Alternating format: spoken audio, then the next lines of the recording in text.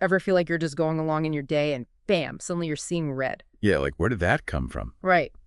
Today, we're diving deep into those moments when anger takes over, using this thing called the cycle of anger model as our guide. Ooh, cycle of anger.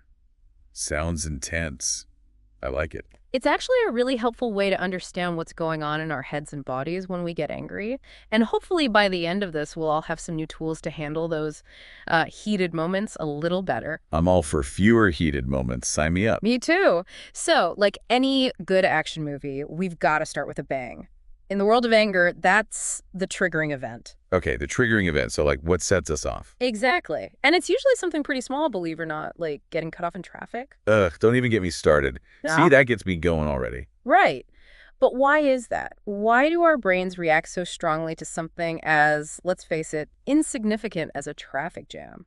Well, our brains, even though we like to think they're super modern and sophisticated, they're still kind of working with old software, you know? Back in the caveman days, a threat was a threat. Saber-toothed tiger, threat. Loud noise you didn't recognize, threat. So you're saying our brains haven't quite caught up to the fact that a Honda Civic cutting us off isn't a life or death situation? Pretty much. It's like our brains jump to DEFCON 1 at the slightest provocation. Yeah. And that's where the negative thoughts come in. Oh yeah, those unhelpful little voices in our heads. That jerk cut me off, or my personal favorite, I'm the worst parent ever. Exactly. And these thoughts, they're not always rational or even true, but boy, do they fan the flames. It's like our inner critic is way harsher than anyone else could ever be. Have you noticed that? Oh, absolutely. And it's those thoughts that really get us stuck in the anger cycle. But here's a little trick. Just try saying, I'm angry out loud. Simple as that. Wait, seriously, just naming the emotion helps? Yep.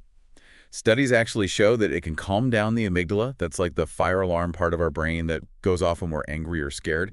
It's like we're acknowledging the feeling without letting it completely hijack us. Wow, I'm gonna have to try that.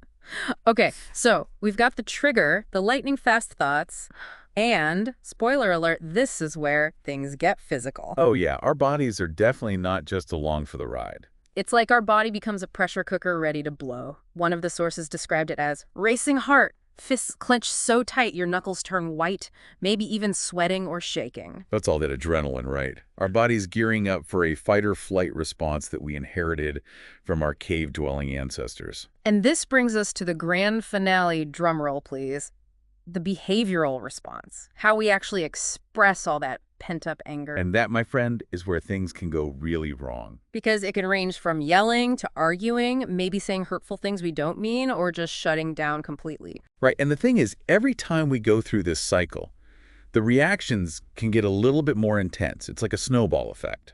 Which is why understanding the cycle is so important, because once we know how it works, we can actually start to interrupt it. Exactly. Awareness is key here. So the next time you feel those first twinges of anger, take a moment to figure out where you are in the cycle. What was the trigger? What thoughts are swirling around? Are you starting to feel it in your body? Right. Just noticing those things can make a world of difference. Because then we have a choice.